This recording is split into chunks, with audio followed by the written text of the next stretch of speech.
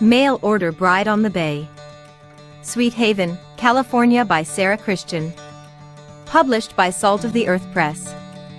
Copyright 2017 by Sarah Christian. The historical Pacific Northwest has never been so vibrant as it is in Sarah Christian's Sweet Haven, California series.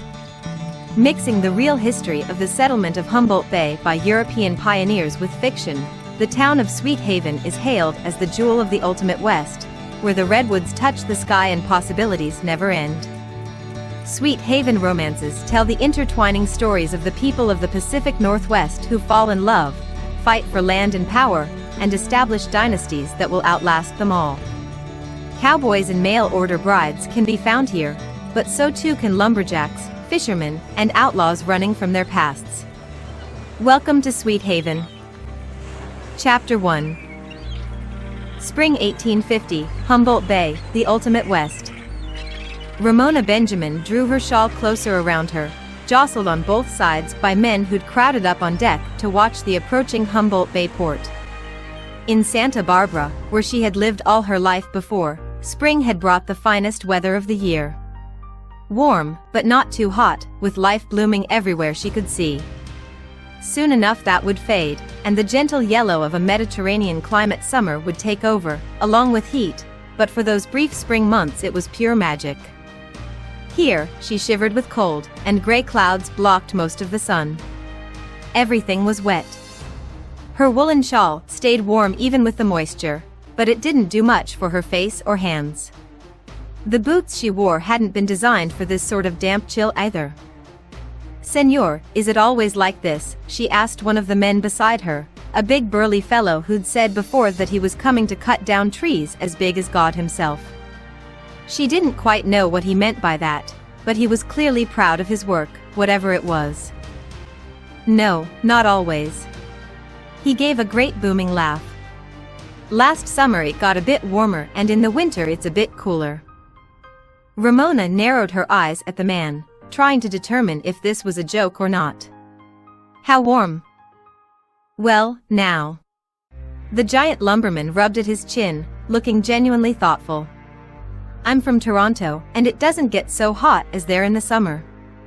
The winter here was about what our spring is like, except I only saw snow once and it didn't stick."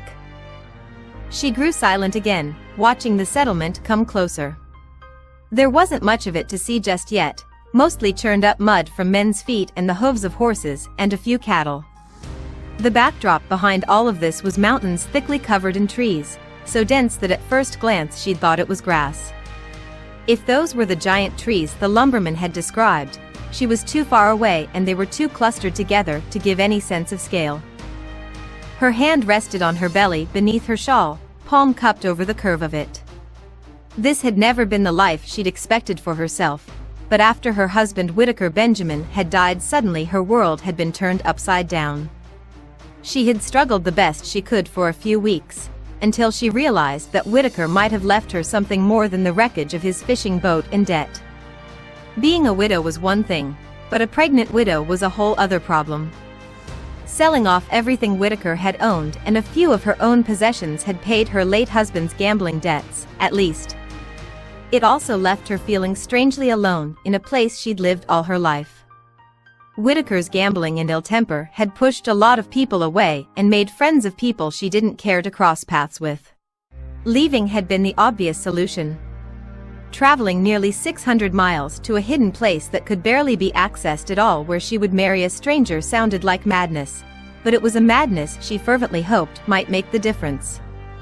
Whittaker had been the smart choice before with his own fishing business and older than her by 25 years, having just moved to California from the Louisiana side of the Gulf of Mexico. Her father had said he could provide for her and would not have all the wild tendencies of a younger man.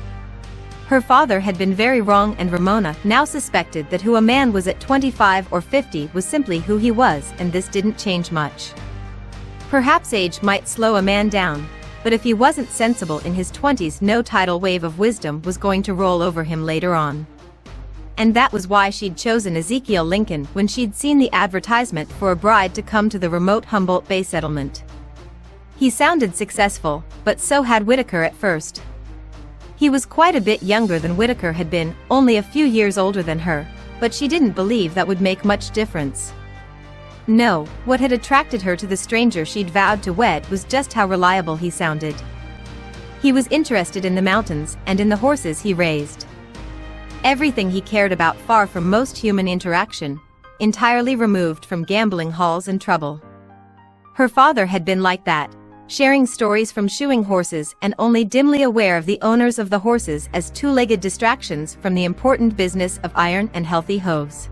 The ship came into dock and some of the men around her started shouting down to friends they saw below, telling them about their latest adventures in the outside world. Others started scrambling to collect their things, eager to get free and start new lives. Ramona did neither. She already had her father's vihula on her back. The stringed instrument wasn't as old as she was, but nearly there, and the small bag of her remaining belongings at her feet. She stooped to scoop up the bag and took a breath.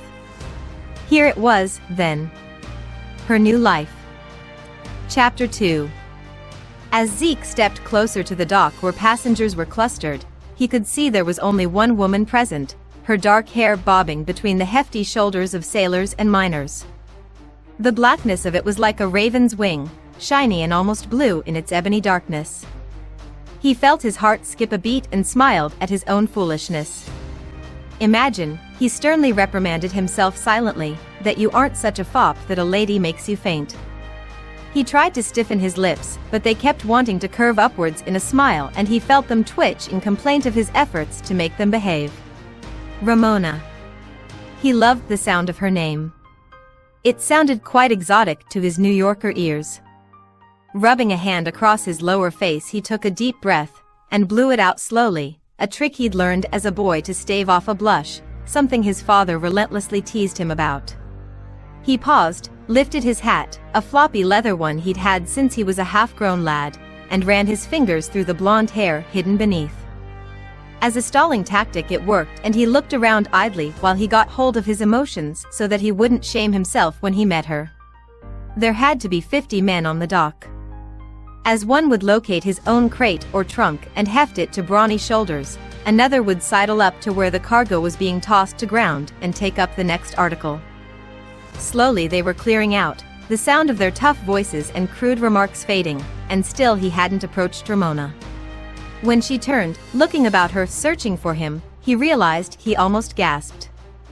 Her face was exquisite, the bone structure fine, like an engraving he'd seen once of a Spanish noblewoman. Their eyes met and she raised her brows in question and he nodded in reply. As she pushed past the men surrounding her, a satchel in one hand, the other clutching a shawl, and a leather strap across her chest, he glanced down. It was a natural reaction, he supposed. This woman would be his wife and he was curious about her form. Slow breathing be damned, he gasped, and then found he was almost dizzy with shock. The girl was swollen with child. He took a step backward and almost fell off the wooden walkway, his foot sinking into mud. Ezekiel, she said softly, her voice like the tinkle of chimes in a soft breeze. I hope that, he said sharply, gesturing toward her rounded middle, is the result of too many tamales and not what I think it is. As soon as the words left his mouth he regretted them. He watched her dusky skin go pale, even her lips losing color. But tarnation, the strumpet took him for a fool. Now what was he to do? He couldn't very well just leave her there on the dock. The men in the bay weren't known to be decent, and as much as she was obviously expecting, otherwise she looked and dressed the part of a lady. The trouble was that he had wanted a wife to give him sons of his own. He wanted to be a part of the high society he was sure would come to Humboldt Bay as it grew. How could he present this adventuress as his wife when she was pregnant with another man's child? Gads, he groaned, she might be a prostitute for all he knew. He couldn't marry her, that much was obvious, but what could he do with her in the meantime until he could send her back? Come along, he said gruffly, turning his back to her and walking away. Wait, please go slower, Ezekiel, she called out, and some strange quality to her voice made him turn back. She was swaying, and without conscious thought he had rushed to her and caught her as she swooned. This is absolutely ridiculous, he muttered to himself, hefting her into his arms and striding away, toward the spot he'd left his carriage and horse tied. The strap across her chest was attached to an awkward case for a violin or maybe a guitar hanging on her back, and it banged painfully against his arms as he walked. Unceremoniously, he dropped her into the seat and the carriage rocked briefly on its high springs. He expected her to still be out cold, suffering whatever womanly ailment women who were increasing suffered, but instead pale blue eyes met his. "Let me explain," she whispered. "Explain how my intended bride showed up carrying another man's child?" Zeke's voice was tight around the words, his brow furrowed. Despite his cruel words when he first laid eyes on her, Ramona had the urge to reach out and smooth his forehead. There had been no pictures exchanged, only letters, but he described himself in fairly bland terms when she found him anything but. His blonde hair had streaks of pale gold in it and a few platinum strands bleached by the sun. Unlike many men who worked out of doors, his skin wasn't weathered and harsh, but tanned with a hint of freckles as though God had shaken a paintbrush at him in one brief arc across his face. He was tall and lean, sinewy muscles built up from daily work with his horses and hikes through the mountains that ringed his property. She had known details of his life, but now she could fit his body, his physical presence, into that life, and it all settled into place like a puzzle. "That other man was my husband. I told you I was recently widowed in my first letter. Did you skip that part?"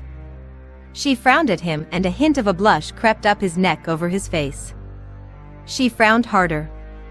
"It has been 4 months since my husband died and I wasn't aware I was pregnant yet when he did, but I can assure you any children I'll ever have in my life will be conceived in wedlock." A long silence stretched out between them. At last, Zeke drew in a deep breath, then let it out harshly. "I have read over your letters 1,000 times and," he paused, putting a hand over his heart, "I never saw the word widow in there." "Not once." Ramona wavered. Had she possibly failed to mention Whitaker in her letters? She thought back over everything she'd written. About her father as a blacksmith who fancied himself a musician and had taught her to play and sing. About her mother who was of the Pima people, who had died a dozen years before. The hardship of living without many family connections, especially with her father having passed on the year before. But not Whitaker? She had never loved him or felt loved by him, but he had certainly had a great and terrible influence on her life. Perhaps she hadn't mentioned him because the ugly truth deep down inside was that even as she'd cried after his boat was lost at sea, she'd felt a glimmer of relief at finally being free. She shifted in her seat, turning her face away from him. "I didn't try to deceive you. Assuming that's true, you admit you never mentioned the inheritance your husband left you with." Out of the corner of her eye she could see him gesturing at her belly. Rather than snap at him for that, she bit her tongue. It might feel good to yell at him, especially after earlier, but it wouldn't help her situation at all.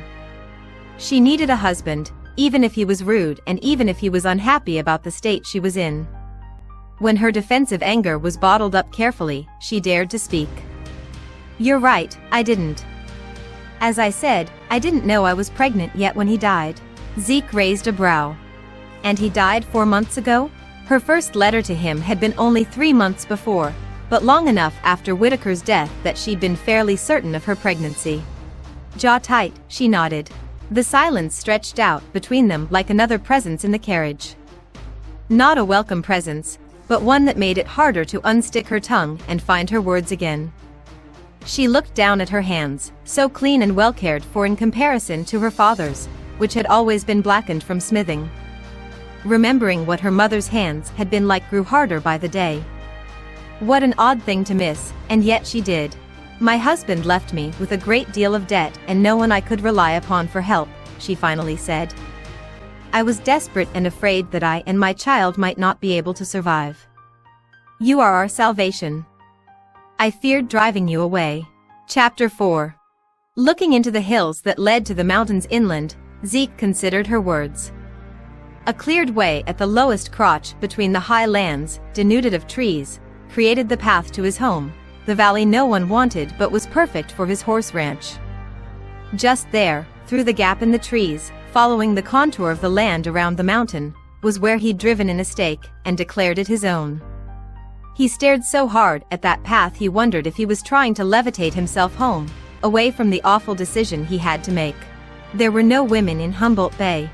He'd heard a madam was going to move in with a few of her whores for the miners and lumbermen to find solace, but no decent women had yet to move there. It had taken several months of writing and then planning, and then waiting, to get Ramona there. Who could tell how long it would take if he were to send her back and seek out another? And who could say if the next one might not be worse?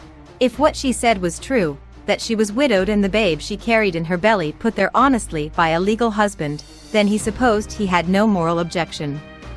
But land sake, he had wanted a virgin bride and his own children at his feet. To start off a marriage with such a dreadful mark seemed ominous. He had yet to look directly at her. They sat like statues side by side in the high seat of his buggy, an extravagance he'd splurged on just for this moment when he brought his wife home. He sensed her agitation, and could see her fingers plucking at her skirt nervously.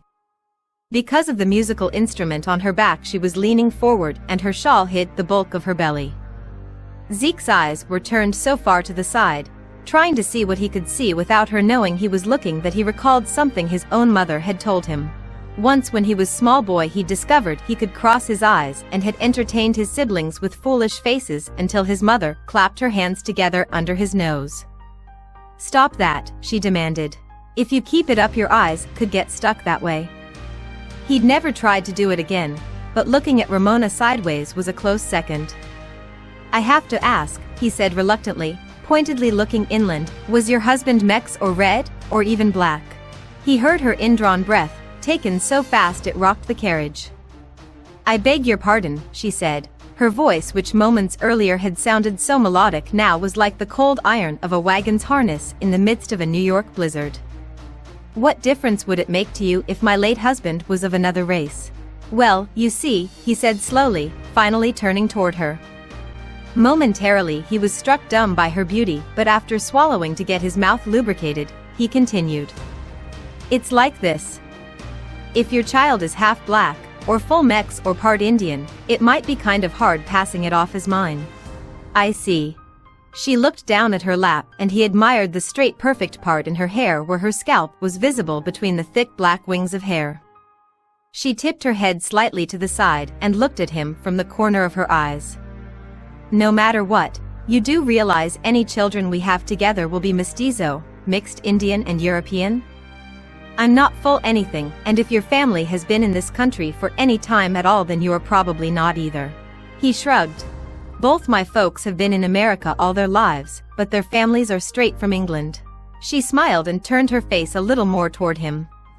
"My family has been in America a long time as well, some of them since long before Mexico or the Union existed."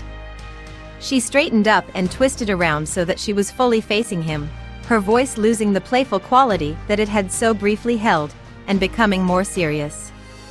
"My child's father was a white man. He was older when I met him, but he'd said his hair was fair when he was young." Zeke nodded, swallowed, scratched behind one ear. "Then we better hurry. The only man who can perform marriages around here is the boat captain, and it doesn't take him long to get drunk as a skunk. Let's catch him while he's sober." He shook the reins and his bay lifted her head and smartly trotted off toward a low line of canvas tents, smoke rising from bent stovepipes. Chapter 5. Her first wedding had been inside of a church. Standing in grass that felt spongy beneath her feet, listening to Captain Wells stumble through a ceremony he likely had never performed before, Ramona couldn't help but remember that day. She'd been filled with fear of the unknown, excitement for beginning a new time in her life, and hope that she and Whitaker would come to love one another properly and be as happy as her own parents had been. This time, she had a much better idea of what she could fear in a marriage, but the excitement was still there, to her surprise. She stole glances at Zeke from beneath her lashes, admiring his chiseled face and the way he held himself. "I do," he said solemnly to the captain's question.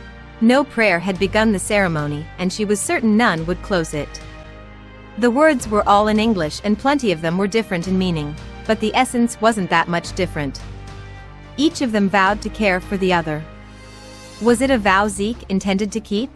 "I do," she echoed when Captain Wells turned his questions to her. "All right, you're now man and wife. You can kiss the bride." The captain waved a hand around vaguely. Even if it wasn't a Catholic ceremony, she was quite certain there was supposed to be more to it than that. Mouth opening in protest, she began turning toward the captain to tell him as much, but then there was Zeke's calloused hand on her cheek. The kiss took her by surprise, with soft and warm lips on hers that froze her breath in her chest. He might as well have struck her with lightning with the way electricity shot through her body, her flesh tingling from her lips down deep into her belly. "Let's get home now, wife," Zeke murmured, his warm breath tickling against her jaw. She nodded, mute for the moment, and let him lead her back to his carriage. The ground still squished from the rain and a fine mist still hung in the air, but she felt removed from it. Whitaker's kisses had never left her feeling like that. He'd been handsome enough, for a man almost as old as her father, but whatever spark she felt with Zeke had simply not existed. Perhaps if nothing else, they could find a real lasting happiness together by just kissing every day. The thought made her laugh under her breath. "What's so funny?" Zeke asked while helping her into the carriage. She shook her head. "It's nothing. Just a silly thought." He shrugged it away, clearly not too troubled by her laugh, then climbed up into his own seat. They traveled in silence once again, but this time she didn't mind so much. Now that they were leaving the rough settlement behind, she could admire the trees. The big ones were so huge they could have fit an entire house inside their trunks, with their crowns reaching up so high she'd nearly have to lay flat on her back to see them. After half an hour by her reckoning, they reached an open clearing with a wooden fence ringing it. A pleasant little cabin was tucked back on the far side of the clearing. A few trees still in place shaded it. Horses grazing in the pasture picked their heads up at their approach. One mare with a heavily rounded belly, swaying with every step she took, came close to the fence and craned her neck in their direction, whinnying. Ramona looked over the pasture, which was small, with trees all around it. If whoever owned the land also owned some of the forested land, they could expand with time, but it still looked very small and rough, unlike anything she'd seen before. "Is this where the lumbermen live?" she asked, turning to look directly at Zeke at last. "Lumbermen? No, of course not. They live in camps. They're incredibly primitive." Zeke puffed himself up, frowning, and she thought he might actually have been offended by her question. When he guided the carriage off the road and onto the little drive that led up to the cabin, her stomach sank. From this angle, she could see just how small it was. It likely only had a single room. She had seen ranches to the south, spread out over vast acres of flat grazing land, filled with cattle. A few times she had been out to them with her father, when his expertise was needed to tend the hooves of a vaquero's horse. She had thought she knew what to expect from a ranch when her new husband had told her he raised horses for the mines and lumber. Whatever Zeke had, it was not a ranch.